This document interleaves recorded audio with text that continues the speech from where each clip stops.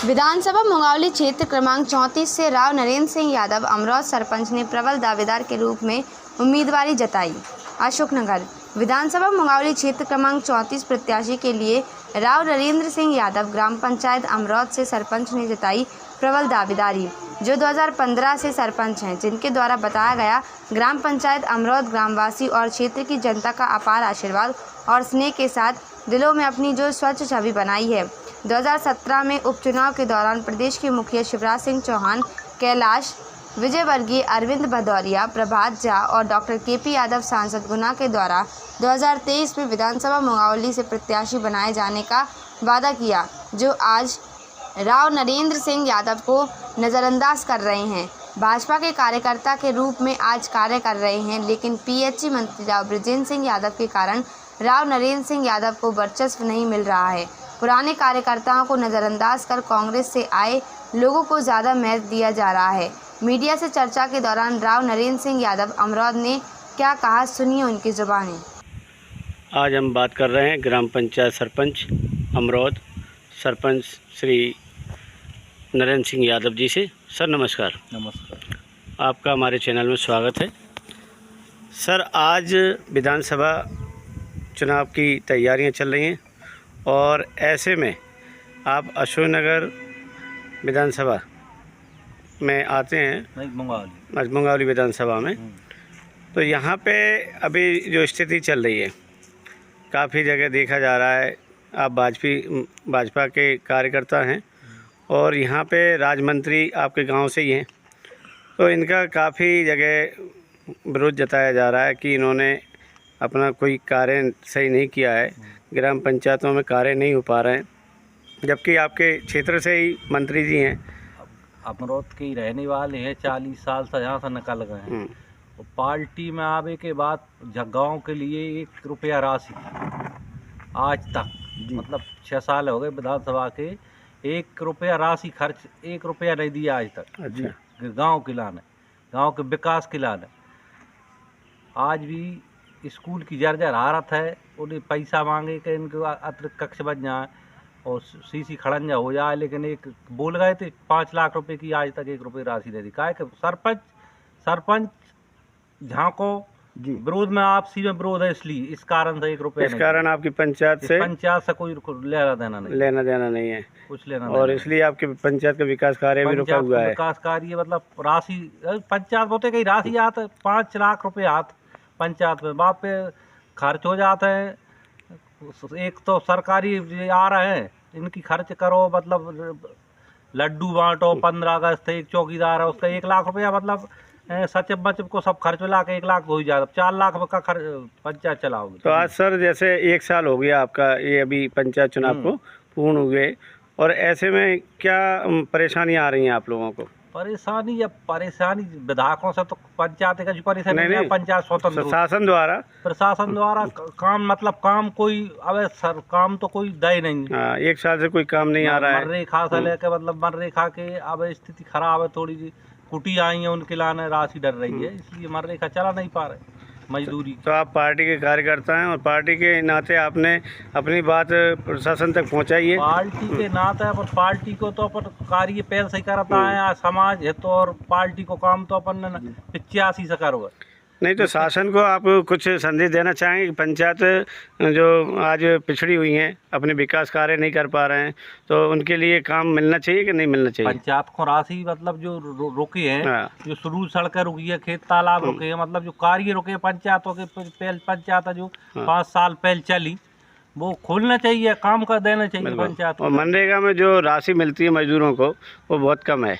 मजदूर की राशि बढ़ना चाहिए। तो कितनी होना चाहिए आपके हिसाब से? अब 300 रुपया चल रही है गाँव में, तो अब आप 172 में कौन काम करे, कौन करेगा? सही बात है। और फिर बाकी लाने जावे भी उनके खाते में डाल रहा है, हेरवे की दिक्कत, सब व्यवस्था, तो इससे आपको काफी नुकसान होता है। नुकसान सब आधे उनका पहुँच जाता, काम हो जाता, बराबर हो जाता सब। तो इस विधानसभा चुनाव में आपके यहाँ क्या स्थिति है पार्टी की? अब पार्टी की तो विधानसभा चुनाव में कमजोर नजर आ रही है हमारे सामने। अब जनता को ना है वका कर रही है हमारे सामने, तो अपन इस नहीं लग रहा हो कि पार्टी की तो चेहरा बदलना चाहिए।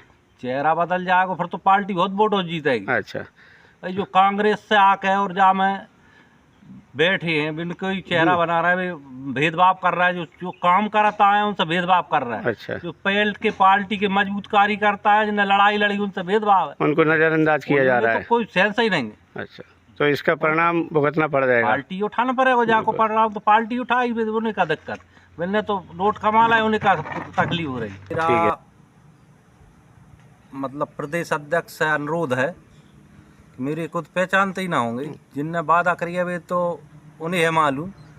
मेरा सर्वे करा के पार्टी का मुंगावली से विधानसभा के लिए टिकट तो सर्वे करा, सर्वे में आऊँ तो दाएँ, नहीं कोई ज़रूरी नहीं है। मैं साफ सुथरा आदमी हूँ, एक बात करता हूँ, झूठ साँच का कोई मतलब नहीं है, जो एरिया में मेरी पहचान है। बिल्कुल।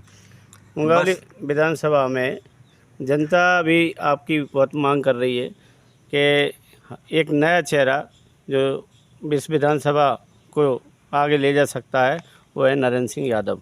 हाँ, वही तो मैं बोल रहा हूँ कि मतलब एक बार सर्वे करा कर देखें मेरे नाम पे, जो दोनों प्रत्याशी जो बढ़ रहे हैं इनसे मेरे और इनकी तुलना करी जाए क्षेत्र में, और जाके बाद जब पतों पर मांगता तो पतों पर तक कौन मांग रहा हो। अब ना टिकट मैंने मांगा ही नहीं है, मैं तो एक ही में बैठो कि सबरासी से बात हो गई है, तो मेरे को मैं इसमें जानता ही नहीं। सही बात। अगर मान लीजिए पार्टी आपको टिकट नहीं देती है हाँ। तो क्या आप निर्दलीय प्रत्याशी के रूप में चुनाव लड़ेंगे?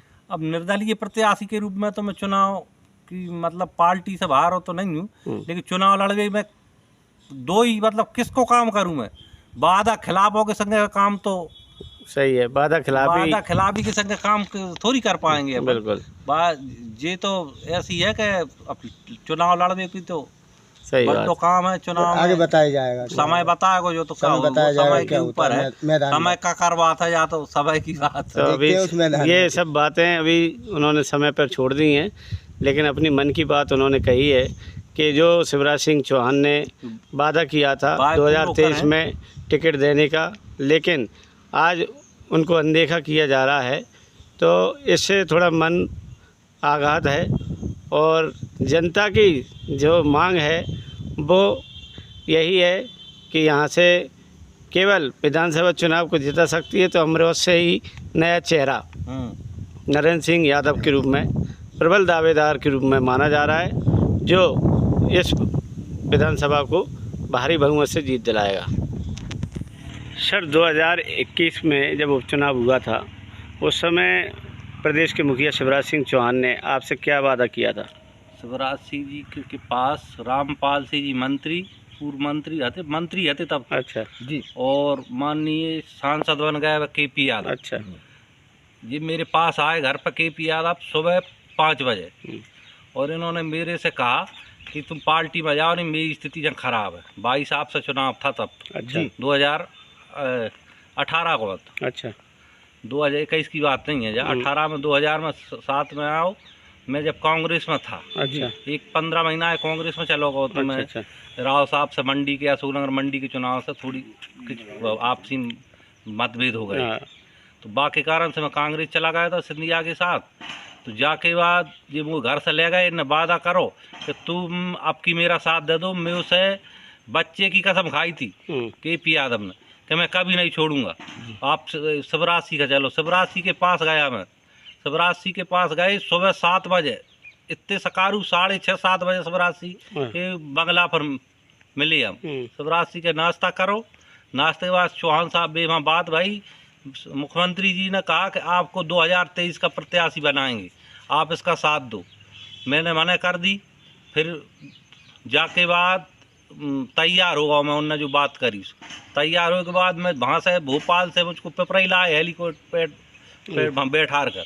जो KP ने भी कहा कि मैं बच्चे की कसम खाता हूँ, आपको मैं तुमसे धोखा नहीं करेंगे।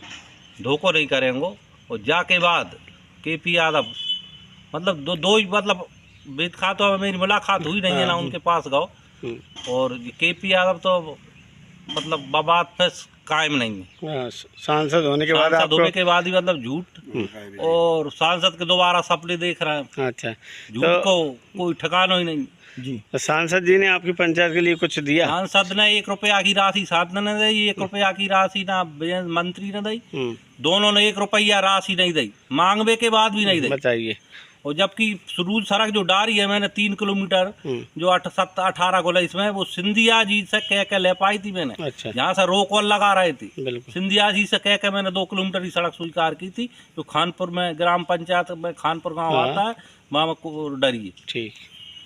जी हाल एक % भी मानव बात ही नहीं मार रहे कुल मिला कौन नहीं। हाँ, नमस्कार नमस्कार। सर, आपका नाम? सौभाग्य सिंह यादव, सौभाग्य सिंह यादव जी, कहाँ से हैं? भटोली। बटौली से। सर, आज जो स्थिति चल रही है विधानसभा में, हाँ हाँ, आपकी मुंगावली विधानसभा है, तो यहाँ क्या स्थिति देखने को मिल रही है?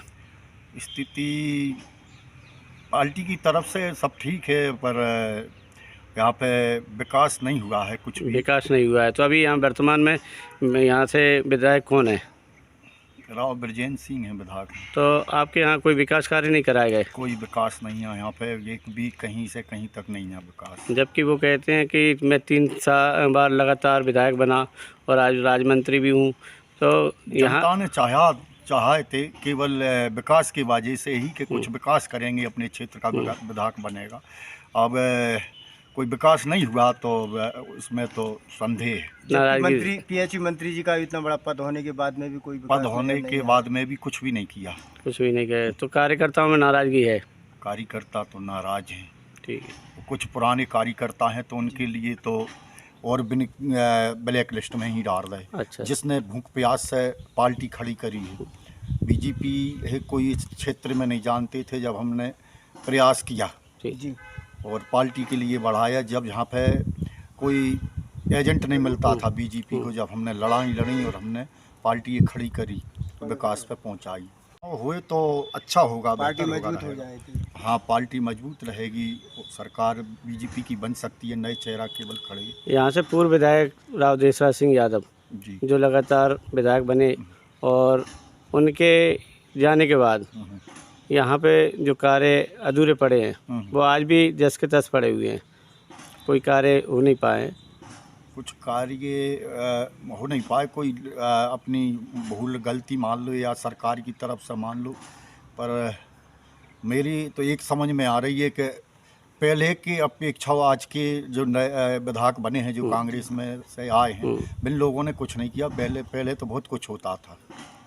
जबकि भाजपा का विधायक है, भाजपा की सरकार है, केंद्र में भी सरकार है, बिल्कुल है। लेकिन इसके बाद भी मुंगावली विधानसभा में जहाँ देखो सड़कों की समस्या है, पुलों की समस्या है, पुल से परेशान है, जिससे राहगीर और ग्रामवासी काफ़ी परेशान है। बहुत ज़्यादा परेशान है, नाराजगी जता रहे हैं, कोई उजागर नहीं कर पा रहा, अंदर रखे। तो ये नाराजगी विधानसभा चुनाव में देखने को मिलेगी। बिल्कुल मिलेगी। ठीक है, धन्यवाद। हाँ बोलिए सर आप।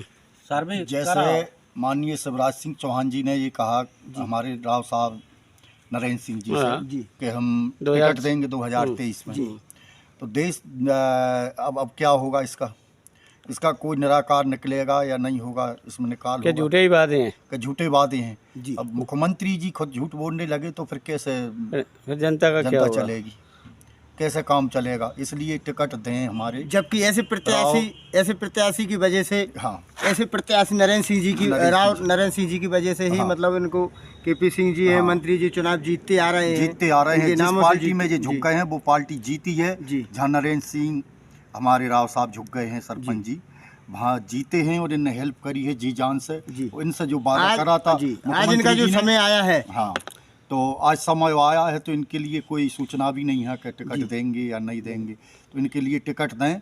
हम सब जी जान से हैं और जनता इन्हें चाह रही है। तो सर निकाल के देंगे। सुनने में ये भी आया कि मंत्री जी ने आपके साथ पंचायत चुनाव भी लड़ा। हाँ, पंचायत चुनाव में कह दिया था कोई चुनाव नहीं लड़ेगा आप, मेरा साथ 2 उपचुनाव में मंत्री जी ने बोल दी थी। अच्छा। जाके बाद ही उनने आदमी खड़ा किया। अच्छा। उनके भाई उनके मतलब उसके चचेरे भाई, और जाके बाद चुनाव हुआ और पूरी ताकत लगाई, मतलब जाके बाद परिणाम है सो आपके सामने है। जनता तो सब जानता है। आजकल जनता चाहे मुख्यमंत्री हो चाहे मंत्री हो, जनता किसी की न माने, जनता न खुद लेकर जानते, नीत पर जनता ही चलते। बिल्कुल, बहुत अच्छी बात कही है आपने।